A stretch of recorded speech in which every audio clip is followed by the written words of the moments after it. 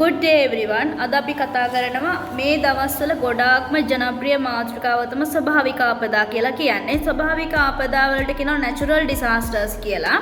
ඉතින් මේ natural disasters මොනවාද කියලා අපි බලමු. අපේ රටේ තියෙන ඒවා තියෙනවා නැති ඒවා ඔක්කොම කතා කරනවා.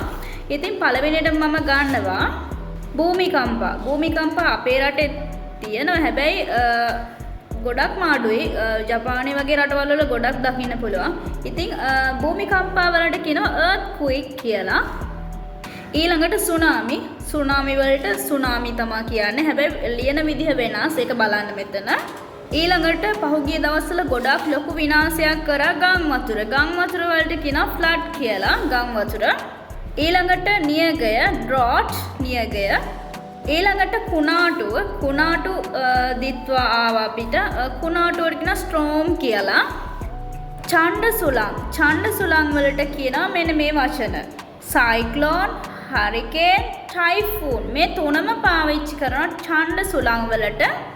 ඊළඟට ගිනිකඳු පිපිරීම අපේ රටේ දකින්න හම්බ වෙන්නේ නැහැ. හැබැයි වෙනත් රටවල ගිනිකඳු පිපිරීම බහුලව දකින්න හම්බ වෙනවා. ගිනිකඳු පිපිරීම වලට කියන volcanic eruption කියලා. volcanic eruption.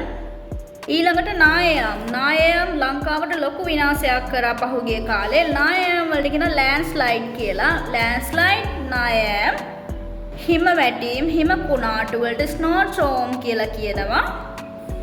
වනාන්තර ගින්න ලැබුගිනි හට ගන්නවා වනාන්තර ගිනි ගන්නවා. ඒකට කියනවා forest fire කියලා. වනාන්තර ගින්න.